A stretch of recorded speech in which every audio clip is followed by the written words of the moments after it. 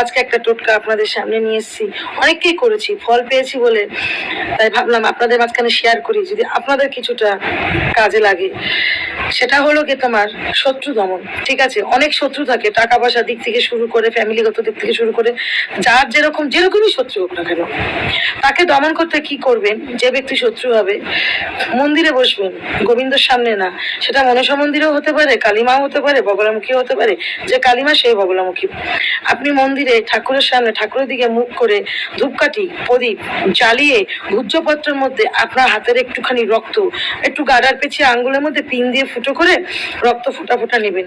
ফোঁটা দিয়ে ডালিমের যে কলম হয়, ডালিমের কলম দিয়ে, বা অনেকে আলতা নিতে পারে, সে ডালিমের কলমটা দিয়ে এই মন্ত্রটি ভূজ্যপত্রের মধ্যে লিখবেন। মন্ত্রটি হলো ওম ভ্রিং খা ভ মহায় মহায় অমুকং স্বাহা। এই মন্ত্রটা লিখে এই মন্ত্রটির নিচে আপনি 3টে শত্রুর নাম লিখবেন। আপনার 3টের বেশি লিখবেন না, একটা লিখলে মারাত্মক কাজ হবে। এটা লিখে একটা কাচের পাত্রের মধ্যে মধু ঢেলে ওই ভূজ্যপত্রটিকে ভাঁজ করে মধুর মধ্যে ভূজ্যপত্রটি যখন আপনি ডোবাবেন, শত্রুর মুখ স্মরণ করবেন। আর যখন আপনি মন্ত্র লিখবেন, শত্রুর নাম লিখবেন, শত্রুর মুখ স্মরণ করবেন। করে দেখুন, কাজ সাংঘাতিক, গ্যারান্টি দিয়ে বলছি। 10 দিন কি 11 দিন কি 21 দিনে বা 3 দিন